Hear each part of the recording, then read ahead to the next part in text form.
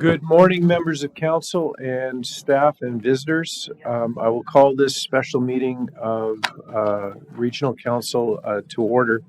Um, Members of council, I just want to remind you that the email link for this portion of the meeting is the exact same link you'll use for the next portion of the meeting.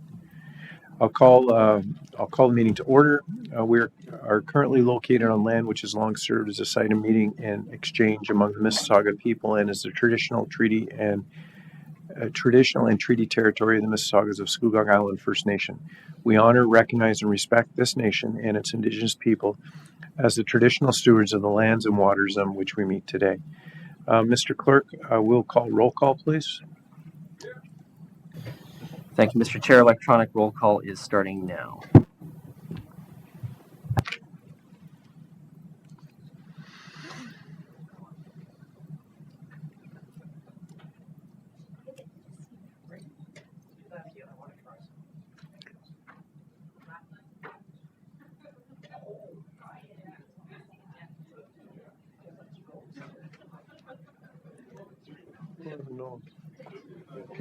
Councillor McDougall? Okay. Okay, we're good. Members of council, I'm looking online, your camera, so I can see the vote. I need to see your hands, so please make sure your camera's on when you're voting. Good morning, councillors. Declarations of pecuniary interest. I see none, and I see none online, Mr. Clerk. Presentations are part of the public meeting. We'll turn to item 5.1. This is further to the notice of regarding the new bylaw to replace the regional development charge bylaw number 28, 2018. Members of council, this portion of the council meeting will be for 3 public meetings regarding the 3 proposed development charge bylaws and supporting background studies. The meetings will occur in this order: the region-wide development charge background study and proposed bylaw. 2, the proposed regional transit development charge amending bylaw and supporting background study. And 3, the proposed GO transit development charge amending bylaw and supporting background study. These public meetings are required pursuant to Section 12 of the Development Charges Act 1997 as part of the process the council must follow before passing a development charge bylaw. This process also includes the release of the proposed bylaws and background studies to the public on March 28, 2023. The purpose of the public meeting is twofold. First, to provide the public with the information related to each of the development charge background studies and proposed bylaws through report number 2023-F-10 under reports related to delegations, presentations, and today's agenda. And second, to allow any person who attends this meeting to make representation related to the proposed bylaws and background studies. Teleconference and video options have been made available to the public to facilitate participation. Written submissions received by the regional clerk by 5 p.m. on May 2023, including those opinions expressed verbally today at today's public meetings, will be considered in preparation for the final development charge recommendations and bylaws scheduled to be presented to Regional Council for approval at a special meeting on June 14th, 2023. The first public meeting relates to the proposed region-wide development charge bylaw and related background study. Ms. Simpson, Finance Department, will now give a PowerPoint presentation. Ms. Simpson, when you're ready. Good morning, Chair Henry and members of council. I am Mary Simpson. I'm the Director of Risk Management, Economic Studies, and Procurement. And I'm presenting today on behalf of the Interdepartmental Development Charge Working Group. And we have several of our team here with us today. We have Colleen Goodchild from our planning department, who works with Gary Mueller on our team. We also want to acknowledge the work of Simon Gill, our Director of Economic Development. From Works, we have Mike Hubble, who represents us for water and sewer, along with Janet Mosher, who works on roads, and they're assisted by Paul G. and Aaron Christie, along with Paul Gillespie and Charlotte Pate of our development approval section. We also have representation on our team from legal with Cindy Boyd and through Sandra Austin's team in the CIO's office, as well as finance. And I have two of our senior economists with us today. Some of you may remember Gary Aslan, sorry, Gary, wrong side, who has worked on DCs for a number of years. And we also have Paul Davison, who is the project manager and also a senior economist. This has been a tremendous amount of work by the staff, and I want to acknowledge the dedication and hard work that has gone into bringing this forward today. I should also acknowledge that we have with us Adam Fisher from Watson and Associates, and Watson has been our consultant on this project. So let's get started. The purpose of the public meetings is to fulfill the statutory requirement of the Development Charge Act to ensure that there is a consultative process regarding the proposed bylaw. The background study was released as required on March 28th. We are at the statutory public meeting today, and this lines us up for Council to make a final decision on June 14th to ensure that there is a replacement bylaw in place by July 1st. The purpose of development charges is to fulfill the principle that growth should pay for growth. The residential and non-residential growth requires municipal servicing that generates capital costs. Development charges are levied on builders and developers to recover a portion of the capital costs that the region spends for the services that will be used by the new residents and employees. These funds are used to pay for growth-related portions of capital projects and can only be spent on the service for which they were collected.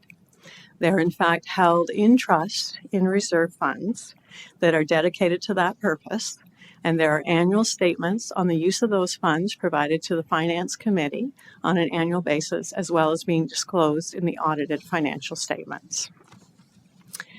A development charge bylaw is truly a team of professionals and outreach to those that are impacted by the development charges.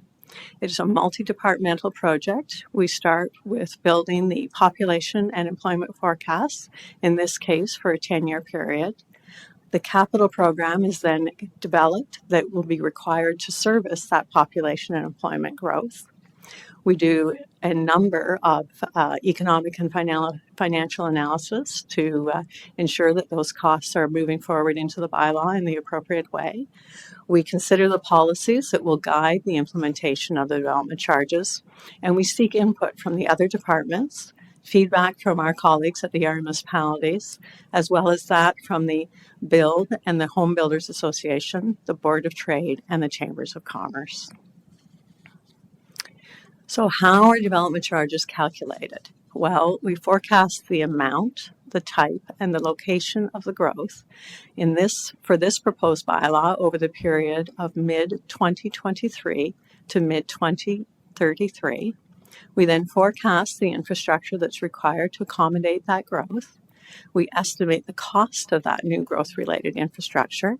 We are restricted to considering only the historic service levels, except for water and sewer, which must be provided to meet current standards. We then go through a series of calculations which reduce the capital costs to only the portion that is related to the growth. That being that we consider any benefit to existing, any post-period capacity after 2033, any grants or subsidies that are anticipated or known. And in the case of the region of Durham, we also provide credit for existing reserve fund balances that are available to fund the services. We use that forecasted growth and those costs then to calculate the DC rates.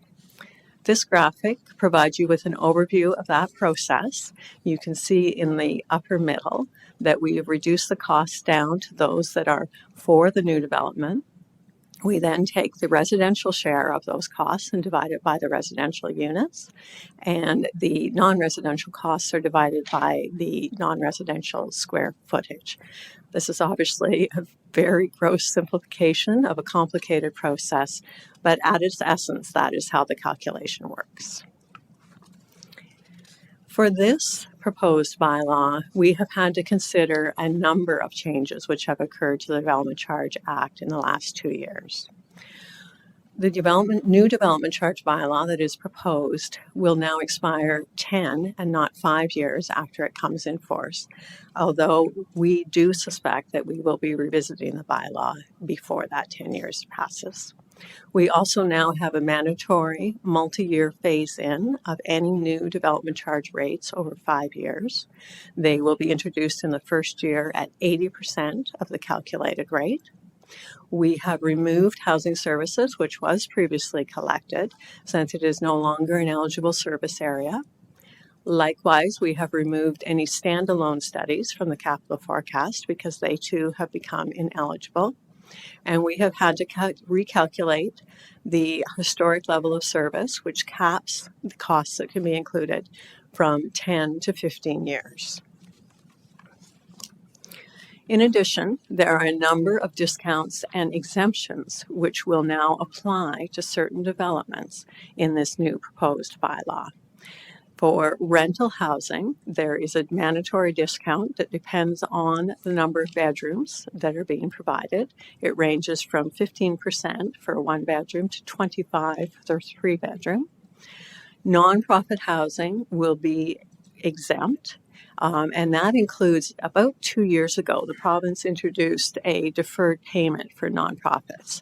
And so council may have heard from some nonprofits who are receiving much appreciated letters that any amounts that were outstanding have also been exempted, as well as inclusionary zoning units.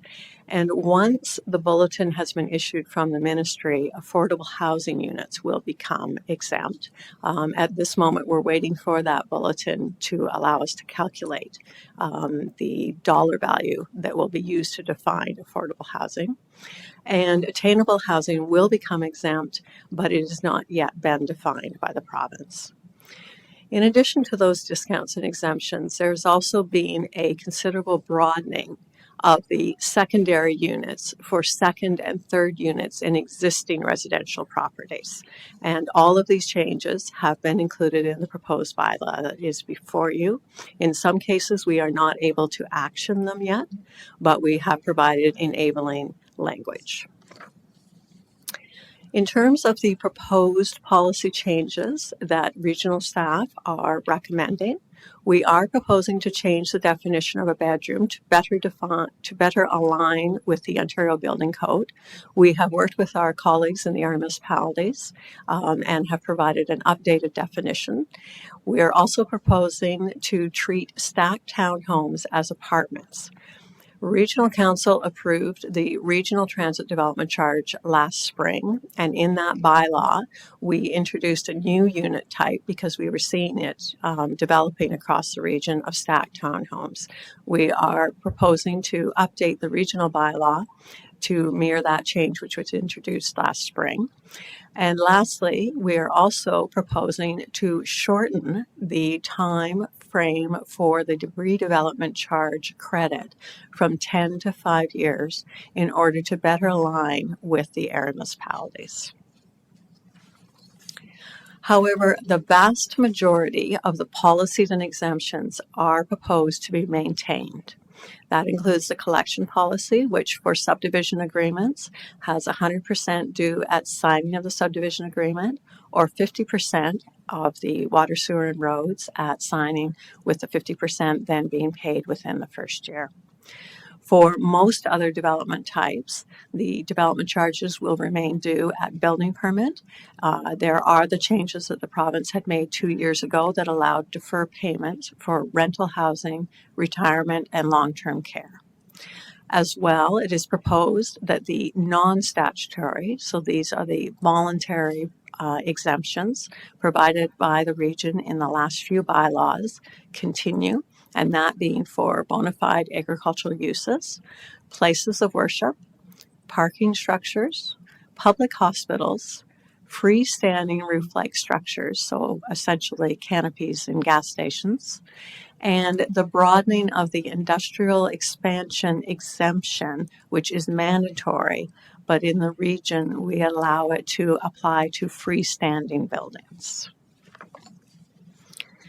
In terms of the service areas that are in the 2023 Development Charge Background and Proposed Bylaw, we are proposing to continue to collect for the hard services of water, sewer, and regional roads on both residential and non-residential development, and to continue to collect the long-term care, paramedic, and police services on the residential development. These services are predominantly provided to service the residential development, and that is the logic behind it being applied to residential only. We're also introducing a new service area of waste diversion. And for completeness, I should share that we did consider the areas of emergency preparedness, Provincial Offences Act, and childcare. However, the growth-related capital costs are not yet in a stage that we were able to include them in this bylaw, but we will continue to consider them in subsequent bylaws as their plans become more solidified. In a very general overview, the population and employment forecasts that are included in this proposed bylaw would have a population increase of just over 162,000, with a job increase of 58,334. On the population, that translates to around 69,000 units, or 54,000 single detached equivalent units. We do break down that employment a bit further between commercial, industrial, and institution, and convert it to a gross floor square footage forecast in order to do the calculations. The proposed capital forecast for the services of water and sewer and roads to service that population and employment growth totals $6.1 billion. After making the mandatory deductions for benefit to existing, subsidies, and developer contributions, as well as post-period capacity, the net growth cost is $4.7 billion for these three hard services. In terms of the soft services or the general services, the total gross cost over the 10 years is $346.7 million. And after considering the ineligible, which is linked to the level of service, the benefit to existing, any subsidy or developer contributions, the net growth cost results in $139.6 million. So, taking those two pieces of information together, the calculated residential development charge rates are increasing considerably. The calculated rate is increasing approximately 100%, and that is reflective of three different factors. The actual unit count is slightly lower than in the previous bylaw. The amount that it's growing is slightly lower, and the unit characteristics themselves are changing. The units are becoming far more dense. In addition, as council and our development industry knows, the cost of capital infrastructure has risen considerably. So we are seeing significant increases in the cost of providing the type of infrastructure that's required, as well as a number of new capital projects have come into this 10-year forecast period. However, because the region must phase in the development charge, the phased-in rate will be introduced at 80%, which will be between 54% and 63% higher than the current rate. Diving a little bit more into the calculated rates, so these are before the mandatory phase-in, and for completeness, we have included in this chart, so for a single and semi-detached, the proposed calculated rate would total $81,703, including the regional transit and GO Transit, which are the subject of separate bylaws. And you can see that over 90% of the regional development charge is related to the hard services of water, sewer, and roads. Moving then to consider the proposed, so the 80% for the regional. And in the case of regional transit, because it is an existing bylaw, it actually will be moving to 85% under the phase-in.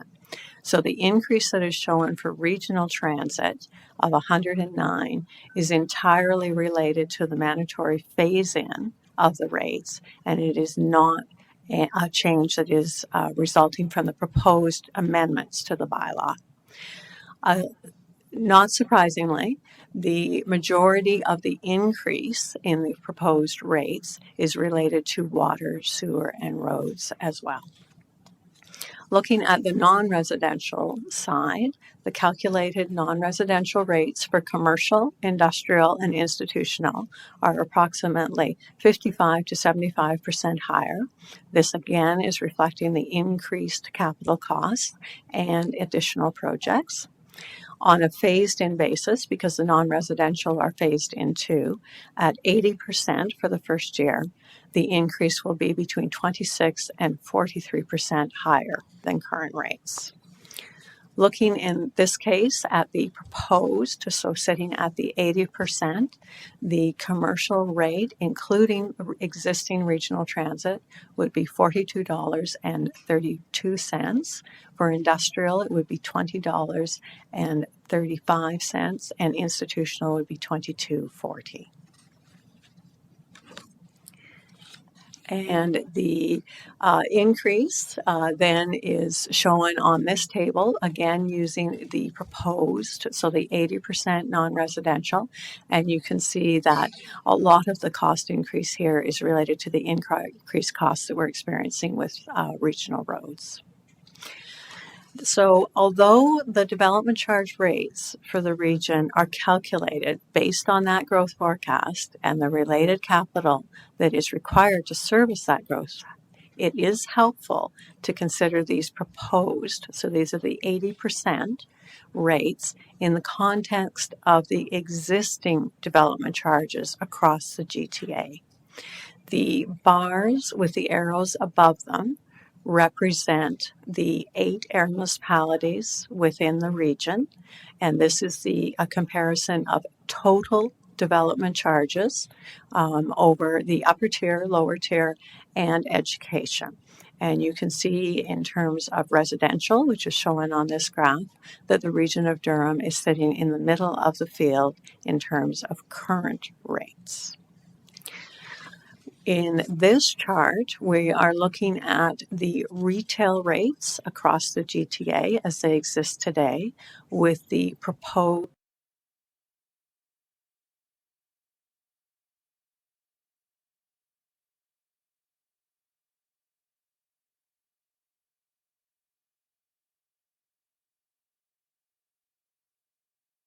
lower end of the retail development charges.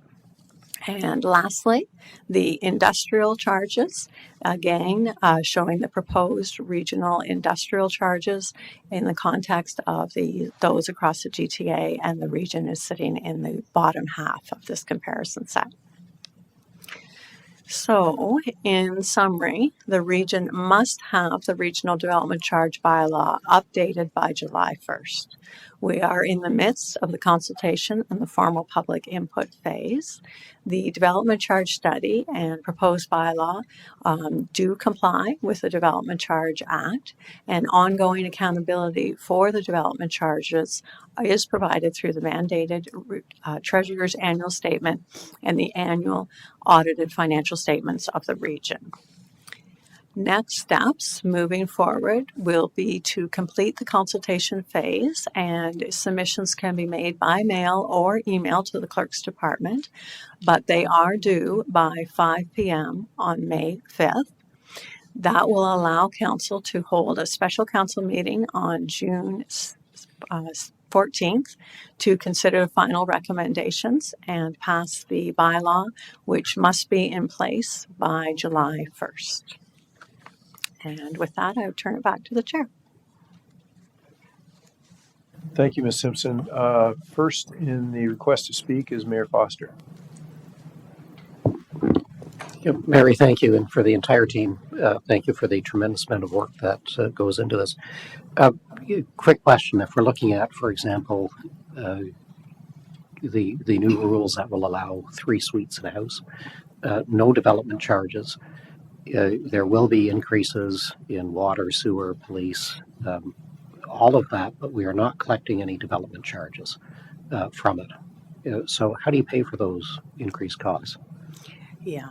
All of that suite of new exemptions and discounts will have to be funded in the case of water and sewer. And you saw that's why I was emphasizing how much of the development charge is related to water and sewer will be funded through user revenues, so through the user rates that our existing customers pay. And on the roads and the soft services, they will have to be funded through property tax, unless there is some mechanism that becomes available through the province to offset those losses in development charge revenue. So, someone has to pay. Thank you. Okay, thank you, Councillor Mayor Pietri. Good morning, everyone. I just wanted to ask a question. Maybe it's through you to the economists and to staff in general. So the numbers that we have here, we're looking at a potential of 100% increase in a number of the categories, except for one. They're largely predicated, unless I'm mistaken, on projections of growth. Is that correct? Well, yes. The costs themselves are reflective of the costs that we are seeing today for capital infrastructure. And then what the Works Department has done is using that estimated population and job increase and knowing what location and what type it is, they have then forecasted the capital that is required and then using today's dollars to undertake those types of projects cost them. And that is what is driving the increase in the rates that we're seeing. Okay.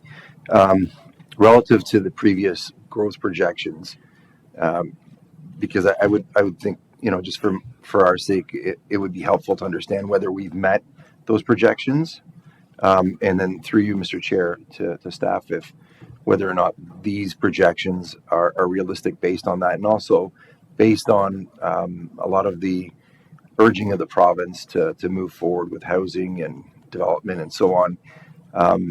I just wanted to know whether or not that would be part of the consultation process, because I do foresee, a lot of discussion about that being an issue. The projections and growth, the provincial, mandates and legislations that are coming forward, and more than anything, not just on the residential side, but on the industrial side, because commercial is very hard to gauge. Through you, Mr. Chair, the online component is kind of ravaging the commercial sector, but the industrial sector and jobs, whether or not we're going to be competitive or remain competitive, or how can we be competitive with increases that we're seeing here?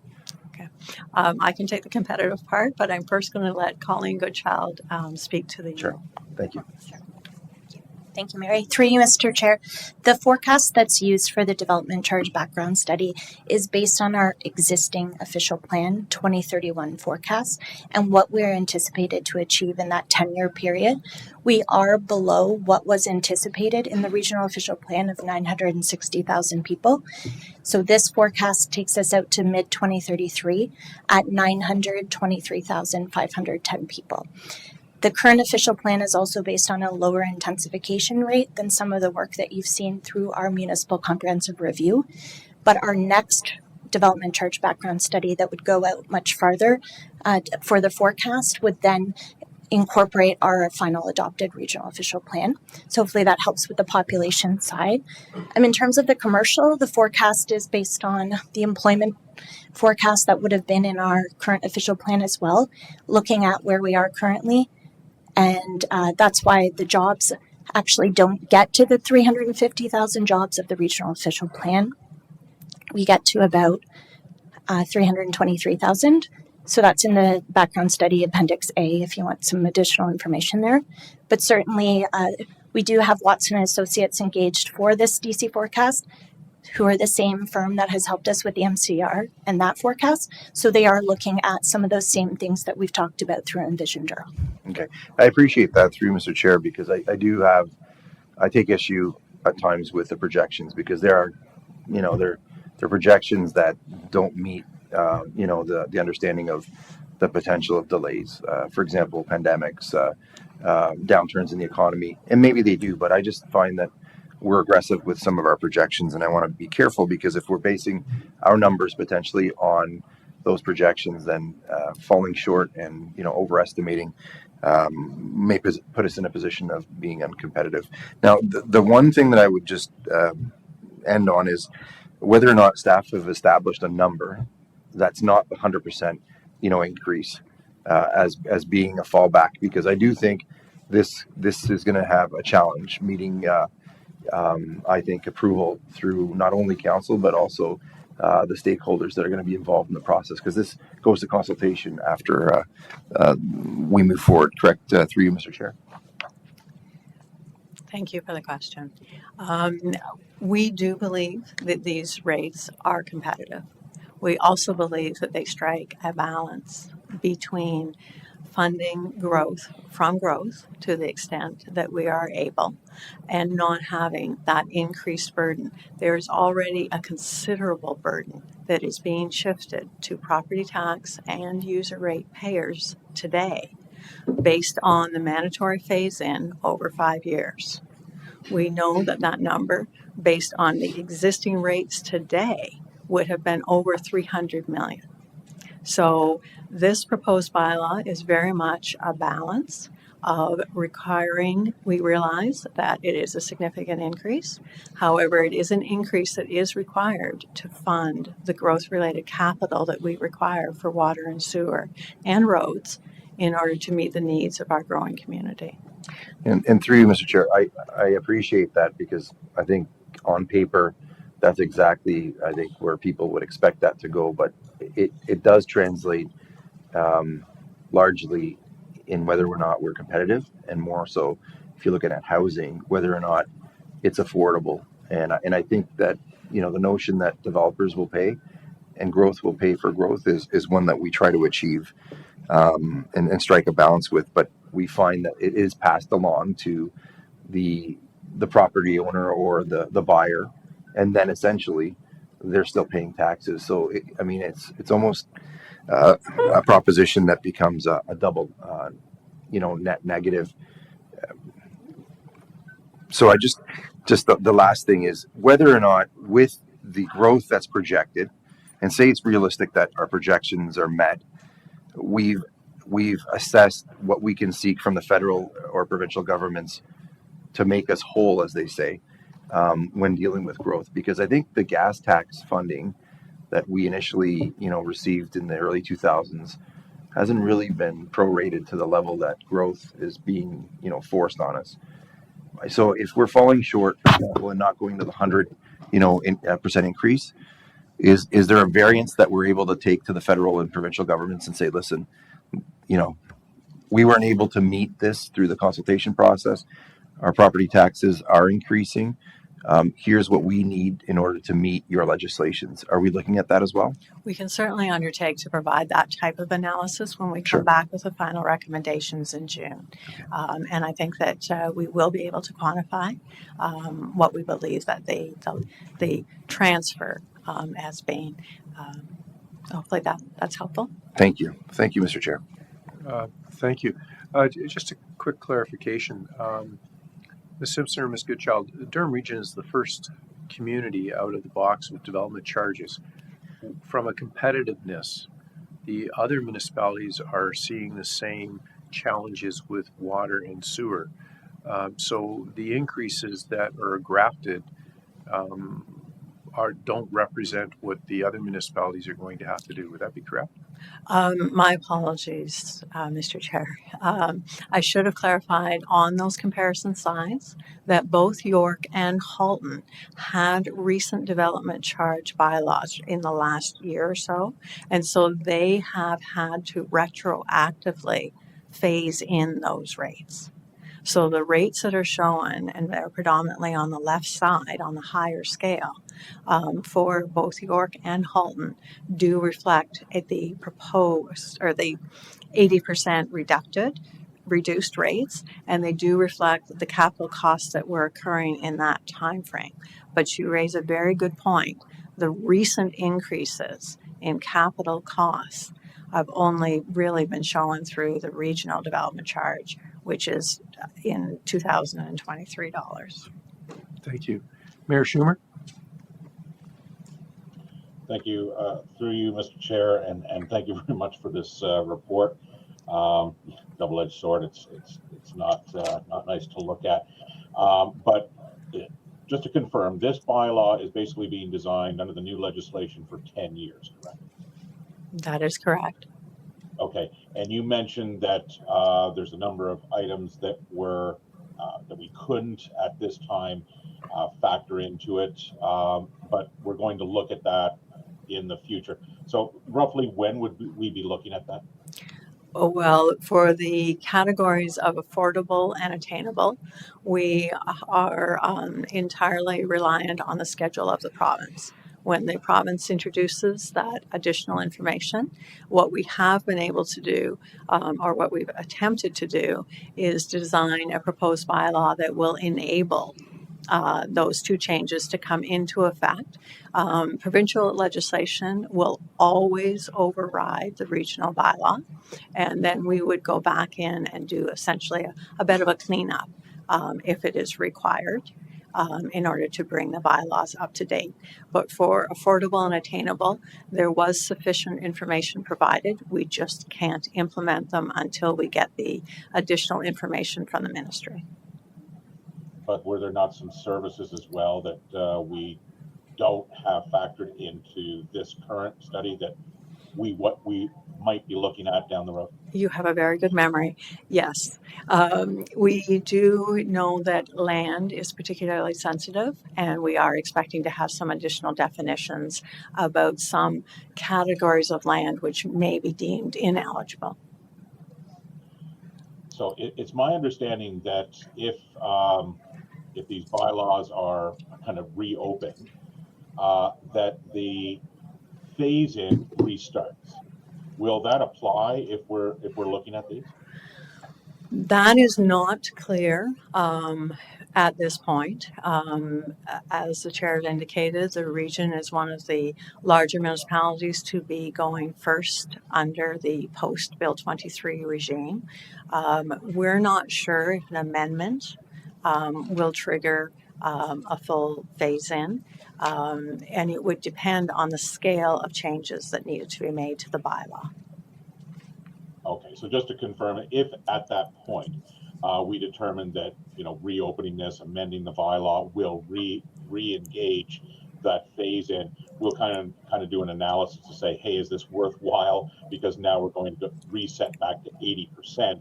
Are we really going to collect what we need to collect? So we'll do that analysis at that time. We will do the analysis, but unfortunately, the decision may not be that of councils. If it is a mandatory legislative or regulatory requirement, council will have to implement it. Okay. I didn't see anywhere in the report, and obviously it's not necessarily a requirement, but just following up on the comments already made, this is a hefty increase. I think it's generally understood developers just pass this on down to the home buyers or whoever is essentially triggering the development charge. Would it be fair to say that this could possibly add between 2.5% and 3% to the average Durham housing cost with these increases? Did you do that kind of review at all based on maybe the average cost in Durham? We have not done that review. I'm not sure that it would be quite that high. We have met with Build and the home builders, and I think they too understand that it is a double-edged sword. In order to get the services that are required to allow this growth to happen, there's a very real cost to that. And it is ensuring that there is a balance of affordability, not just to new home buyers, but to existing homeowners who are struggling with a number of factors in today's current environment and may find additional increases in their property tax and user rates to be very challenging from their affordability point of view. So there's no easy answers. What staff are proposing is to collect the fee that is required after or is eligible after Bill 23 and understand that that is the cost of continuing to grow. Okay, thank you very much. And again, thank you for the report and the presentation. Thank you. Councillor Shahid? Thank you so much. Through you, Chair Henry, I have a couple of questions regarding slide 11. If you look at it, there were some exemptions for place of worships and so on and so forth, but I'm just trying to pull it up on slide 3, you're mentioning that public meeting is today and then the public comment period will end May 5th. So my question regarding the fact is, how are you reaching out to stakeholders or people interested or interested parties to take part in the public comment period? Thank you for the question. We have run a series of ads, both in the Toronto Star and in the local papers. And in fact, we know we've gotten a few calls from interested residents through that process. We also have had the notice posted on the regional website. We have sent a series of letters to all of the boards of trade and chambers of commerce that our economic development colleagues have on file. And we've reached out specifically to the home builders and the developers associations. Thank you so much. My next question on this is, for instance, a place of worship buys a land which is not connected with sewer and water, and they put an application forward. So they are exempt from the charges? Not necessarily. The regional development charges apply for water and sewer to areas that are currently serviced or will be serviced in the course of the bylaw. So there is the potential, depending on the location, that they may pay the water and sewer because it is scheduled to be available to them over the course of the bylaw.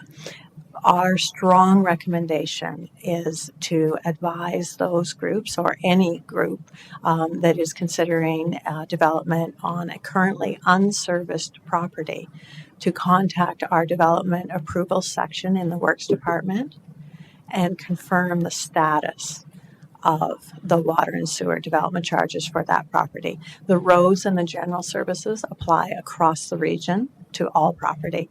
But for water and sewer, it's not as clear cut as if they don't have it today, they may still have to pay the water and sewer.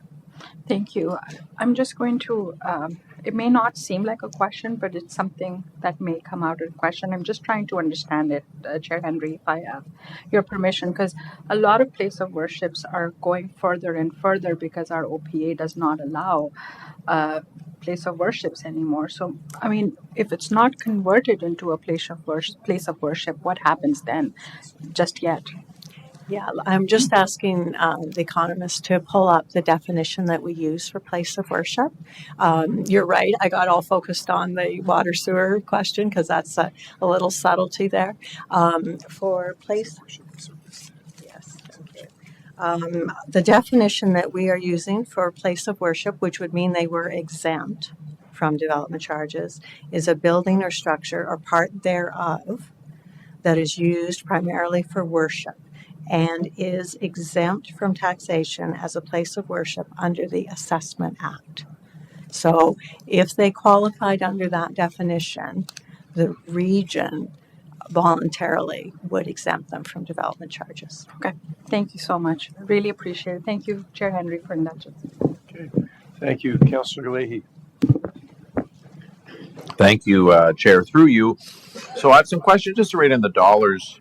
Well, my first question is again, how long does the DC study last? If it has to be phased in over 5 years, at what point would we get 100%?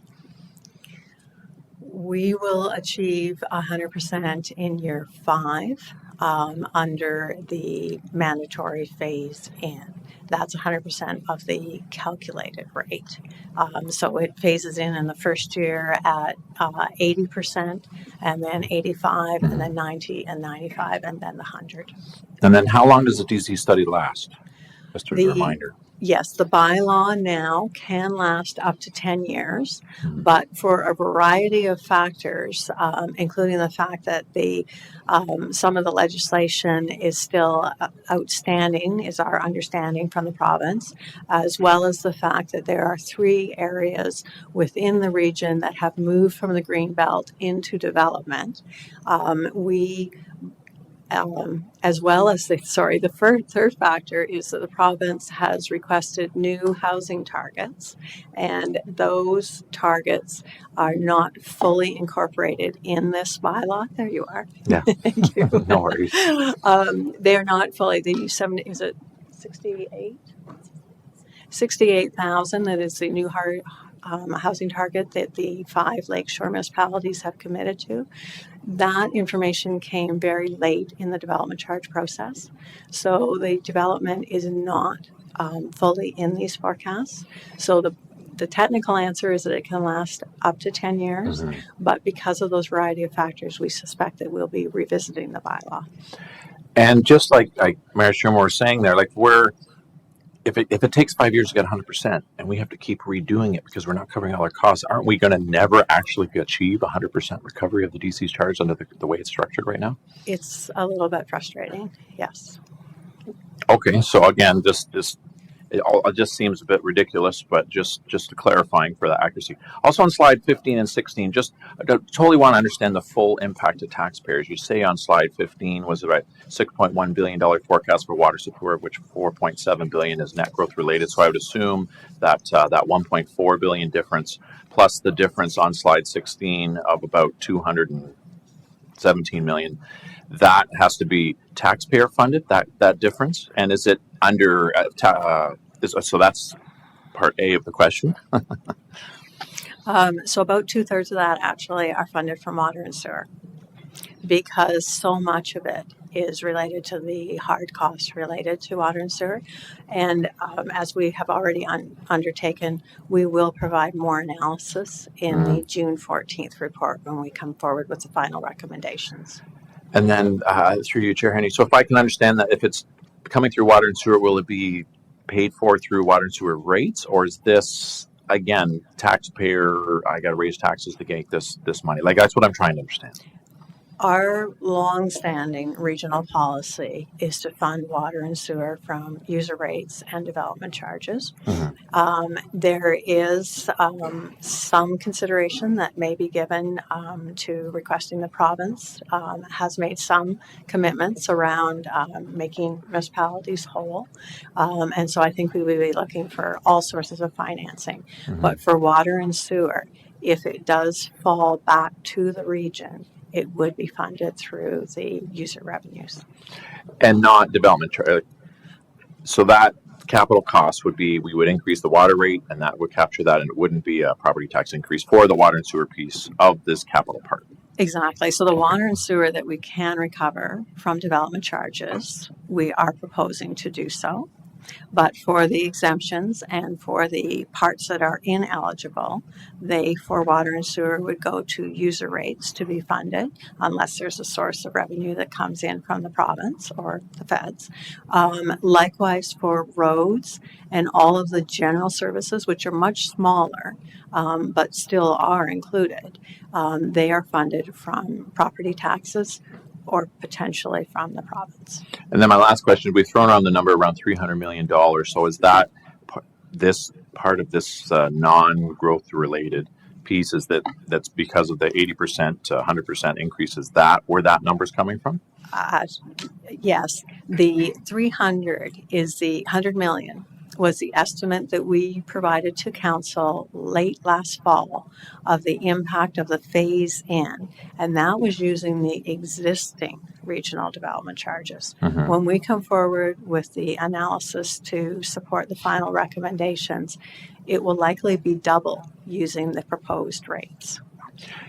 Okay, so yeah, like 600 million. So I just really, and I appreciate that. That's my final question. It's around, I'm just trying to understand what's the taxpayer impact. So we throw all these numbers, they're big numbers, but what is the per user increase that we're going to have to do to make ourselves whole or cover that gap off? That's really what I want to know ultimately when we get to it in June. Yeah, and that's what we are planning to do, is to bring forward to council a similar table that we did in the Cal report late in 22, which says, okay, what's the impact from the phase in? What's the estimated impact from the discounts? What's the estimated impact from the new exemptions? What's the estimated impact from the now ineligible services that we no longer can collect from? All right, perfect. Thank you. Those are my questions. Thank you. Okay, thank you. Commissioner, did you have a comment? Sorry, through the chair, the only thing I was going to add that we likely won't be able to calculate if we don't have the information is, don't forget, sitting on top of all of this is what Mary referred to for the definition of affordable or attainable, because we won't even know necessarily what percentage of these growth numbers are affordable or attainable that would be exempt. So that would be another whole impact where we're incurring the capital costs, but they would not be paying development charges. So the plus, to speak to Mayor Schumer's question, is that from an affordability perspective, the people that qualify through however that affordable housing is provided would be getting a benefit of not paying. However, to your question, we still have to put the sewer pipe in and the road in front and build a police station. So those costs, we may not have any ability to estimate to add on top of all of the costs that Mary was referring to. So, Commissioner, on that point, when you estimate the costs, the construction costs are estimated to today's value, but there's no way to estimate the cost of water or sewer cost increases related to supply demand challenges going forward. That's correct. So the impact of inflation we would be dealing with through the capital budget process each year. As each capital project comes forward, we'd have to assess how much development charge money we have, how much of a shortfall do we have, how much can we fund from, perhaps, depending on the type of the nature of the project, debt that would be repaid from future development charges. So that assessment of how we would fund each project would be addressed each year as it comes forward through the actual capital plan from the Works Department, for example. Thank you. Councillor Pickles. Thank you, through Chair. Thank you, Mary, and the whole team there behind you. It's like the Blue Jays and the bench strength, I think. But anyway, the question I had went back to competitiveness and the bar graphs that you had up. So is it fair to say that historically our development charge rates have been on the low end or sort of below the middle of the pack with respect to our comparators across the GTA for development charges? I think that's fair. Sometimes we kind of get up into the mid-range depending on the timing of the bylaws, because that does really reflect the capital costs, even though we index them every year. But yeah, I think that's a fair statement. Okay. And with the proposed new bylaw, it appeared to me on the chart again that we're, again, either in the lower end of our comparators or middle of the pack. Perhaps you can comment on that, reflecting the changes that we're proposing. Yeah, the region of Durham enjoys a number of just natural competitive advantages. We have a multitude of water and sewer systems, and they are right-sized to the communities that they are servicing, so it makes them incredibly efficient. We are also blessed with a fairly fairly flat or gentle sloping terrain. So we don't have the need for some of massive infrastructure requirements that other jurisdictions do have. And I think that the fact that we have done a lot of long-term planning for our infrastructure means that we are very efficient in how we're moving forward. Okay. And I appreciate that every municipality's geography and situation is different, but historically our rates have been low compared to our competitors and even, or comparison communities, I should say. And even with these changes, we're still very competitive, low end, middle of the range. And I think, as the chair had indicated, we may see some of our comparative communities actually, through this process, increase their rates a little bit more. Would that be correct? I would anticipate the same, yes. Okay. The recent reductions in development charges from the province, I almost use the word our treasurer uses, haircut, the haircut to the rates in the phase-in period. Do you find that the province took into account at all that some municipalities had higher development charges, some had lower? Did the regime that they put in with respect to reductions and phase-in, did it take that into account so that the communities with higher development charges rates had a different reduction put on them, or was it across the board and we all got caught with the same reductions? Yeah, the provincial changes are percentage basis, which is applied uniformly across the province. I don't know if the chair will consider this to be in order or not, but do you think it might have been better if the province had looked at the individual development charges rates of each municipality, maybe on an evidence-based sort of approach with respect to applying reductions? Because we were low, middle of the pack, and we still got hit with the same reductions as our competitors who have higher rates. Yes. Yeah, it's a very broad-based approach. We have concerns too about what the affordable and attainable definitions will look like.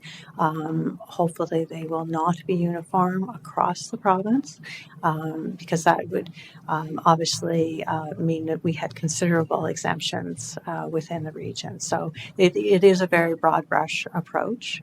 I think we're very sympathetic to wanting housing to continue to be developed and ensuring that there is affordable housing. But these changes to the development charges have been very broad-based. Okay. Thank you, Mr. Chair, and thank you, Mary. Thank you. Councillor McDougall? Thank you, Chair, and thank you for the report. It's a difficult subject, always discussing development charges or any tax increases, but certainly development charges at the rate of increase like this. The question I do have is in terms of competitiveness. Actually, the first question I'm going to ask is, when I looked at the graphs, it looked like Oakville, Milton, and Halton had a lower residential rate and a much higher industrial rate, and Durham, being on the other scale, has a higher residential rate and a lower industrial rate. What's the reasoning for the difference in the types of approaches towards DC recoveries? That would be contained within Halton, and Halton has a two-tier, kind of a two-tier development charge approach, and for their existing areas, the charges are different than in their greenfield development. So that's why the comparison doesn't hold exactly, because within the region, we have one standard piece. I think it reflects the cost of development in those areas that perhaps have been developing at a faster and stronger historical rate than the region of Durham. So it's very hard to compare what's happening in those specific areas to understand how the development, because as I indicated, the development charges are calculated based on the population and the growth and the capital needs of each of the jurisdictions. And so the comparison is really just a comparison of how all of those factors are combining to result in the rates that are shown on that table. Okay, thank you. Actually, that's a great segue. So they have multiple tiers in terms of their DC charges for similar. So residential might have a tier 1 and a tier 2 depending on where it's located. They do. For residential, it does depend. What it was meant to do was that they had longstanding growth areas, and Halton has taken, it is a fairly unique approach across the province to how they are calculating those development charges. Okay, that's a great segue. So in terms of comparisons, in terms of, we're from Scugog, I'm looking at Brock. I don't see Kawartha Lakes on the map, and within not 100 meters of our boundaries, a lot listed that's in Kawartha Lakes. List right in here, it says Kawartha Lakes property taxes and development charges, approximately $10,000 to build your new home. How come we haven't looked at the comparators that are just outside our boundaries, just outside our the area that represents the region of Durham? We're losing residents to, not losing residents, but residents are choosing to move to Kawartha Lakes, choosing to move to Millbrook, choosing to move, I'm guessing, to Ramera in some cases. How come we haven't taken those areas into consideration? Through you, Mr. Chair. So, Councillor, so that you're talking about lands that are not serviced. There is no water and sewer on those properties, so they're not paying the water and sewer component. Nor, if you were a rural property in Durham, would you pay water or sewer. So, I think that's the difference. So, Ms. Simpson, the comparison, if you could. So perhaps if I may interject as well, because we have the same discussion when it comes to property taxes. So it all ties as well into the service levels, which is, Chair Henry mentioned water, sewer, but even service levels. So development charges, as Mary mentioned, are based on your historic service level. So you can't improve your service level through development charges. You can only maintain it. However, when you're looking at an urbanized area versus a much more rural area, the services that you provide really dictate what your capital costs are going to be. So, for example, long-term care, the region owns 4 and as you're aware, has approved constructing a 5th long-term care. That's a different bundle of services, perhaps, than an adjacent, more rural municipality. So you can't quite compare. That's why we've selected the other urbanized, large GTA municipalities to try to compare, because the types of services they provide are much more similar, and people choose where they want to reside, often based on the kinds of services that they want to have. So that's a very big picture. Certainly, Mary, if you want to add to any specifics, but from a big picture, we have the same discussion when it comes to property taxes. It's the services that you wish to have that you're prepared to pay for it in the area you wish to live. And not to pick on Kawartha Lakes, but if I'm going from memory, don't they charge per bag for pickup for garbage as well? I'm not sure. I believe there is a garbage tag that you have to buy to have your waste picked up. Councillor McDougall? There is. So there is a difference in the comparison between Durham and Kawartha Lakes, but we do get your point. And anything else? Yes, sir.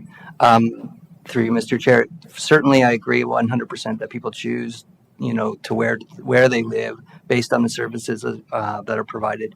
And today we're talking about growth, and in terms of Scugog, we are 20 years with the exact same population. So clearly people are choosing not to move there for services that are not provided or that they perceive that they might need because we don't have them. To follow that up in terms of DC charges and services provided, will we be maintaining DC charges in terms of GO Transit in Scugog and Brock, considering there's no GO Transit in those locations? Through Mr. Chair. So through the chair, and sorry, I'm interrupting, Mary. The development charges for GO Transit are legislated for us to collect. So we have no option but to comply with the provincial legislation. So those bylaws are before you today, but only to do tweaking of some of the definitions. But we are required to collect the GO development charge within the entire region of Durham boundary. But I'll let Mary speak to what's recently occurred with respect to, what's in the bylaw. Thank you. The bylaw changes that we're about to walk through are only from the policy perspective. Regional transit was approved by council last spring and does apply across the entirety of the region and has since that bylaw was introduced. And as our commissioner indicates, the GO Transit is likewise applied across the region. So we should pay that charge without service. Thank you, Mr. Chair. That's all. Thank you. Councillor Kerr. Thank you, Mr. Chair. Through you to Director Simpson. Just two areas of questioning. The first, with a short preamble, when I first came on regional council last term, the regional municipalities were generally in the middle to lower aspect of the bottom third of that chart. Now I see that we're in the middle to lower third of the middle section. So building on Councillor Pickles and Councillor Marampietri's questions about competitiveness, when this all settles out and the other municipalities are dealing with these issues as well, where do you see us being positioned relative to the other 33 municipalities in the GTA? Thank you. The comparison that it has been provided this morning is based on the available information as of today. We actually have updated from these charts that were shown in the background study because Halton did an indexing on April 1st. And so these are the most recent available rates, which suggests that Durham will be in the middle to lower end. And I can also suggest to you that although I am very biased in this regard, I believe that the region has enormous benefits to offer new residents and new employees and employers that are coming into the region. Thank you. I know at the time last term that we felt there was a need to boost us up a bit because of what we offer and because of the coming growth. So that's my first question. Thank you.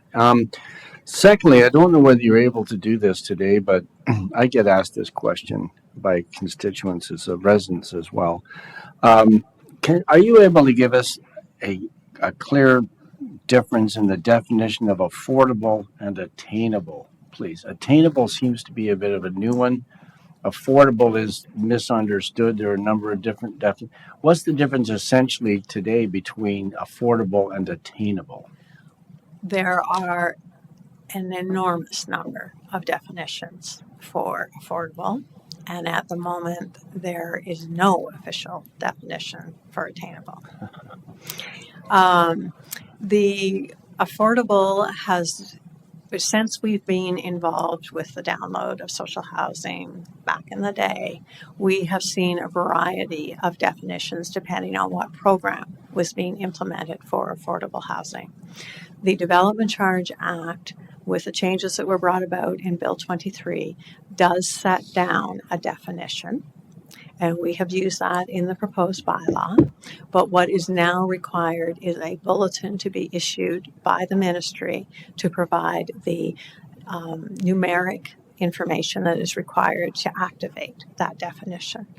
At this point, there is no definition of attainable as it applies to development charges. So why use it? We believe that it is a signal that the province is looking at some class of housing that they wish to be exempt from development charges. It's interesting. I mean, I have somebody say, "Oh, affordable. You should be able to afford that house." That's nowhere near what I understood affordable to be. I'm just a little confused as to why we would use a term for which there's no definition, but thank you for the clarification that there are a multitude of definitions of affordable, and perhaps that might be an area, not you, but powers that be might want to condense that into a more unidirectional meaning for that. Thank you, Mr. Chair. That's fine. Thanks, Mary. Thank you, Councillor Wu. Yeah, and thank you through the chair. And picking up from Councillor Kerr speaking about definitions, on page slide 10, and I'm just trying to, and again, it would be brought up in the report, but I still don't get the definition. Proposing to change the definition of bedroom to a better align with the Ontario Building Code. Can you explain that? Yes. We have had a long-standing issue with the implementation of the bedroom definition because it didn't align with the building code, and we found ourselves imposing development charges in certain cases where because that was the definition in the development charges, but it couldn't be inhabited as a bedroom. So we've worked, and my thanks to our colleagues at the area municipalities, because the chief building officers and the planning departments at the area municipalities have assisted us with this work, and we are proposing to refine that one bedroom definition so that we are better aligned with the Ontario Building Code. Now, further to that, sometimes I've seen, let's say, condominiums where they have one bedroom and a den. And, but what happens to that den? Becomes an apartment or a bedroom, I'm sorry. Yes. That was exactly the issue that we were grappling with. And we have gone back and refined that definition because we do see those scenarios. We also do see scenarios where those dens are truly just a nook and could never become a bedroom. But in some cases, there are spaces which clearly, with the addition of a wall or a door, could become a bedroom. And so we have undertaken that consultative work with our partners at the area municipalities to better define that. Right. And another question, and again, within that proposed policy change, and I know you wanted to broaden the definition of apartment buildings to include stacked townhouses. Yes. One of the policy considerations that we uncovered when we were doing the regional transit bylaw last spring was to acknowledge that across the region we are seeing an increase in the unit type, which is commonly known as a stacked townhouse. And we did not have a definition in our bylaw. And again, at the end of the day, it's making sure that we're proposing a bylaw that can be easily implemented. And so we're adding this addition, proposing to add this addition to the regional. It has worked well in the regional transit, and we sought feedback again from the chief building officers and the area municipalities, and are proposing that change to occur on the regional side as well now. Okay. So now if I look at slide 17, and correct me if I'm maybe interpreting this incorrectly. Now, with the stacked townhouse, where would they fall within that chart? The proposed residential DC rates. They would fall in the one of the two columns on the right, either as a 2-bedroom or larger, or a 1-bedroom and smaller apartment. Well, that's quite a difference because if I look at it, let's say if you categorize like medium density, you drop it down to a 2-bedroom or a 1-bedroom. That's quite a significant difference. Let's say it would be less DC monies towards the region. Am I wrong in saying that? The difficulty that we have is that these are calculated rates, and the analysis that we undertook suggested that the persons per unit, which is how we gauge how much services each residential unit will require, the persons per unit for a stacked townhouse as they are emerging across the region is much closer to the persons per unit count of apartments than what we see in the medium density. And so we have that information on hand and moved forward with it with the regional transit bylaw last year to acknowledge this new type of building was being built. But stacked townhouses tend to be layered. as the name suggests. Yep. And our research has shown that the servicing requirements are much closer to that of the apartments than a medium density, and that's why we're proposing that that is the appropriate rate for those stacked townhouses. It looks like almost a $20,000 difference to a medium density. And they require all the same services that a medium or single probably. Well, actually, with the definition of the stacked townhouses, these are much more like condos that have doors to the outside. They are very much like an apartment. They are small. They tend to be, my daughter Yep. lives in one. They tend to be multi-levels, like multi-units stacked on top, and then, fairly narrow and all in a row. And so they have the characteristics of an apartment. Okay. And thank you to your team. Okay, thank you. Mayor Carter. First of all, good morning, Mr. Chairman. Ms. Simpson, always a pleasure to be able to see you. I'll just make this statement right off the top. I always worry about, whenever this comes up, about the cost of building and cost of affordability. And so with these costs continuing to rise at this particular rate, I think it makes it even harder on consumers.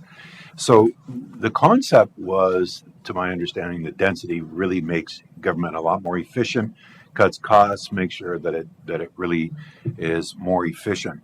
But based upon the kind of costs that we need to recoup, is that philosophy still in place? I believe the philosophy is, it's just the reality of the fewer units and the denser units means that there are less units to distribute the costs over. And we are seeing extraordinary cost increases since we last looked at this bylaw in 2018. So all of us are aware that the inflation aspects, especially over the last 2.5, let's say 3 years, because of construction inflation. Matter of fact, we had quite a conversation here about the AD, and we had to make a tough decision in regards to that because of the reason of the escalated costs. Please tell me that under this exercise that we've taken into consideration that was a really historical moment in time, that we don't expect construction insurance inflation to continue to rise at 200%, are we? No, and in fact, the way the development charge calculation works is that we calculate it in 2023 dollars, and then we will index it based on the actual inflationary increases going forward. So we do all of the calculation in today's dollars and impose that fee, and then each year, as we get the non-residential construction price index from StatsCan, we then come forward to council with the information around the increase that will be implemented for July 1st of each year. Okay, my last question is the phased in scheduling 80, 85, 90, 95, and 100%. Is that a legislative requirement to be able to follow that? Or is that a decision that the region made in regards to the percentages that they believed that would need to be phased in? No, the province has mandated the 80% phase in. And so we are, I apologize for confusion. We are disclosing the calculated rate, and then the proposed rate is the 80% of that calculated, which is the requirement of the province for the first year of the bylaw. And the math doesn't work exactly on the total because the regional transit will be in the second year of its phase in, and it will go up the 5% to 85%. Under your title of risk management that you're all part of, is your team having discussions about the risk of development charges and what that may do in regards to the future of the region of Durham? Because at some point, it's just not, the numbers aren't going to make sense. Property values are very, very high. Development charges then are continuing to increase. The consumer can only afford so much. The banks will only lend so much money. I mean, at some point, under your conversations, are you having a conversation in regards to, as you look forward, that at some point that this is not going to be obtainable to be able to A, be able to provide the services that are necessary, but two is to actually be able to collect the type of development charges that are necessary to be able to build future communities. We, as a team, across all of our disciplines, definitely do consider the risk of what this pricing might mean. I can tell you, though, and certainly I'm an economist myself, we also consider the impact on our existing ratepayers and property taxpayers. It is never an easy conversation to discuss how you are going to fund what is proving to be very significant cost to provide servicing of water, sewer, and roads for growing communities. And so I think we do spend considerable time, and certainly through our economic updates that we do provide to council through the info reports, where we're looking actually right now at some information around affordability for our existing community residents. I appreciate it. Thank you very much to you and your team. Thank you, Mr. Chair. Thank you. Members of council, that exhausts the speakers list. There are no registered delegations. In the interest of transparency, I will ask if there are any members of the public in attendance today who wish to make a submission on this particular matter. I'll ask again, in the interest of transparency, I will ask if there are any members of the public in attendance today who wish to make a submission. Third and final time, I will ask if there are any members of the public in attendance who wish to make a submission on this particular matter. Mr. Clerk, we have no one online as well. So, Mr. Clerk, being none, I will call this portion of the public meeting with regard to the proposed regional-wide development charge bylaw is closed. Members of council, we'll move on to the second public meeting. It relates to the proposed regional transit development charge amending bylaw and related background study. Ms. Simpson, Finance Department, will now give a PowerPoint presentation. When you're ready, Mary. Thank you.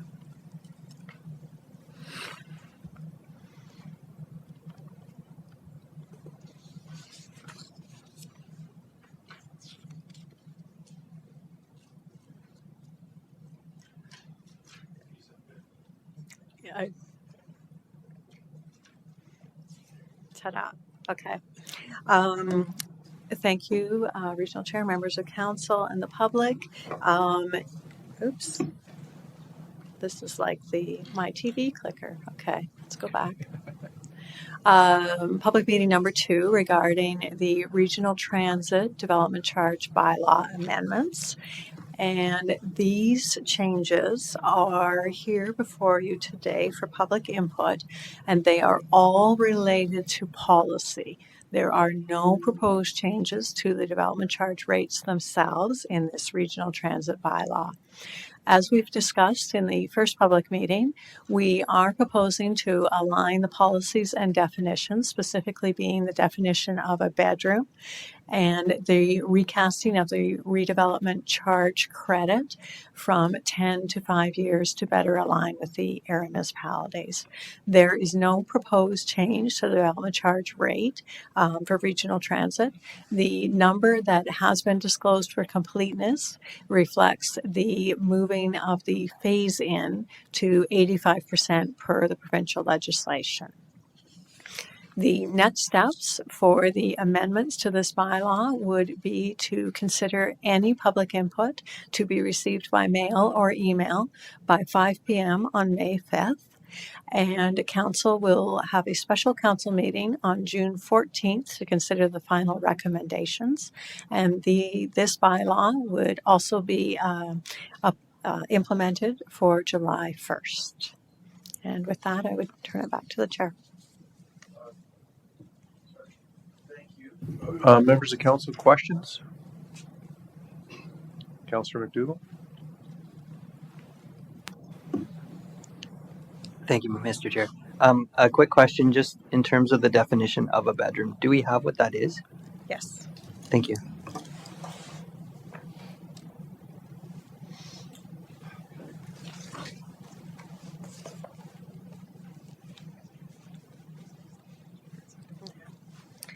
It is definition G, and a bedroom is proposed to mean an inhabitable room of at least 7 square meters where a built-in closet is not provided, or at least 6 square meters where a built-in closet is provided.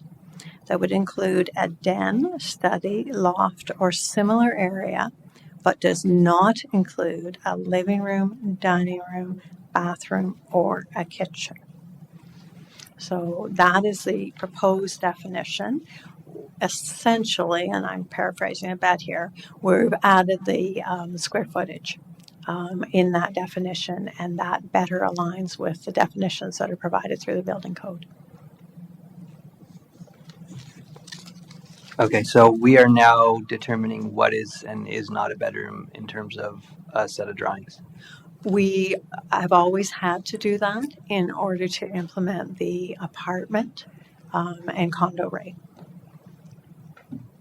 Okay, so if I have a great room and a living room that's separate, the living room could be considered a bedroom. No, what we are looking at is a room which, If well, I ti- only it depends on how you if I configure. title it study, then Councillor Wu put it the best way. We had been challenged in previous by plans which we'd be presented, which clearly were going to have more bedrooms than were being shown on paper. And so at the urging of our area municipalities and with their full cooperation, I want to acknowledge their help in this. We've worked to establish a more common definition of bedroom, but that is for the purpose of making sure that units aren't being presented that are clearly going to be made into. We've even had an instance where the ads were running showing them as bedrooms, yet the plans are being presented without the bedrooms being counted. okay, thank you. I think in Scugog we have the reverse problem with more. It's like the grocery store. We have more bigger empty boxes and less contents. Thank you. Okay, thank you. Any other member of council wishing to ask questions? Mr. Clerk, I see no one online. So if there are any members of the public in attendance, I would ask you to come forward now. I'll ask the second time, are there any members of the public in attendance who wish to make a submission on this particular matter? Third and final time, I ask if there are any members of the public in attendance who wish to make a submission on this particular matter to come forward. Mr. Clerk, we have no one online. So at this point, then I will say that being none, the portion of the public meeting with regard to regional transit development charge amending bylaw be closed. Mr. Clerk, we'll now move on to our third meeting. This relates to the proposed GO Transit development charge amending bylaw and related background study. Ms. Simpson from the Finance Department will now give our PowerPoint presentation.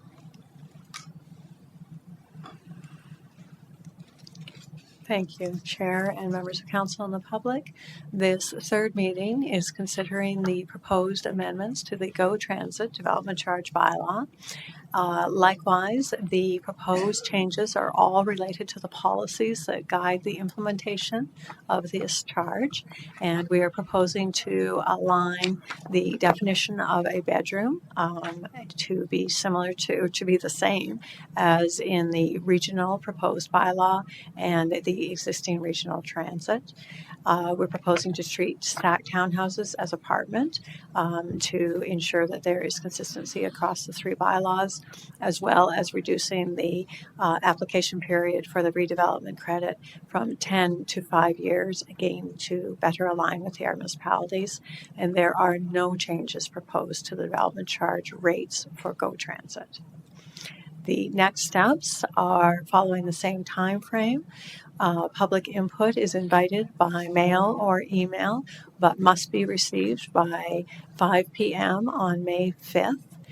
A special council meeting will be convened for June 14th to consider the final recommendations for implementation by July 1st. And with that, I turn it back to the chair. Okay, thank you. Members of council wishing to ask questions? Can we switch the screen back to members of council that are online? Thank you. Members of council that are remote, questions? Seeing none. Is there any member of the public in attendance that wishing to make a submission on this particular matter? Second time. Is there any member of the public wishing to make a submission on this particular matter? Third and final time. Is there a member of the public wishing to make a submission on this particular matter?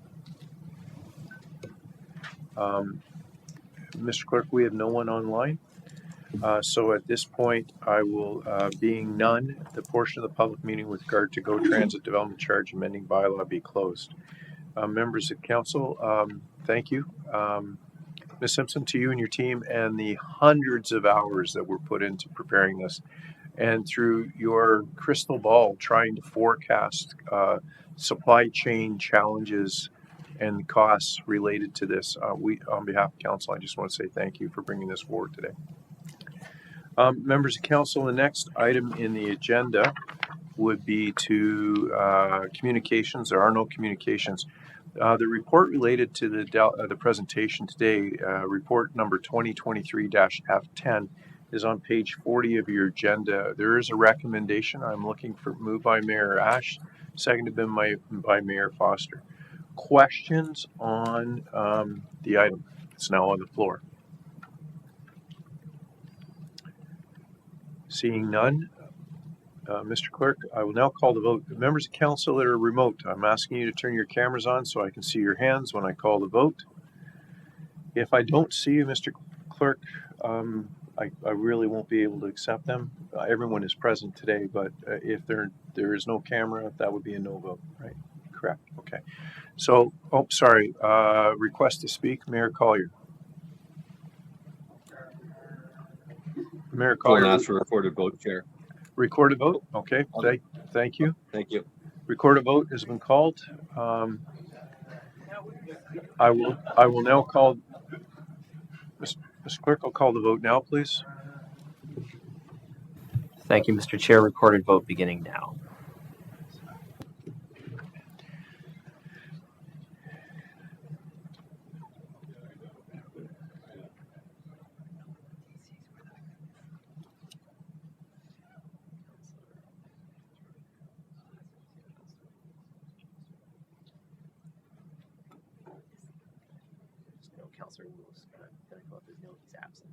Okay, Councillor Wu is not in his chair, so that would be an absent vote, yes.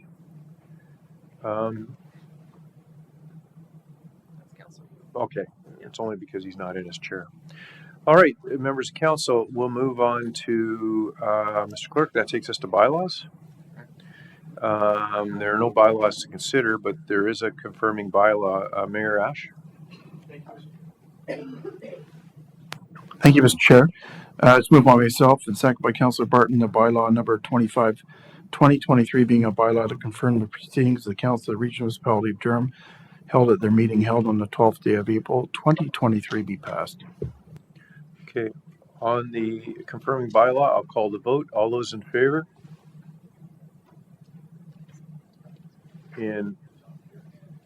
Sorry. You know what, members of council, I'm going to call the vote again. All those in favor? Mr. Clerk, I'm missing Councilor Neal. Okay, so please note that. That carries. Members of council, that's going to take us to adjournment on this portion of the meeting. Moved by Councillor Chapman, second by Councillor Kerr. Remember, it's same link for the meeting if you're online. I will call the vote on adjournment. In opposition? Seeing none. Members of council, we're adjourned. I will suggest that you take 15 minutes to recharge your coffees, do whatever you need to do, and come back. So we'll reconvene at, to make it easy, 11:20.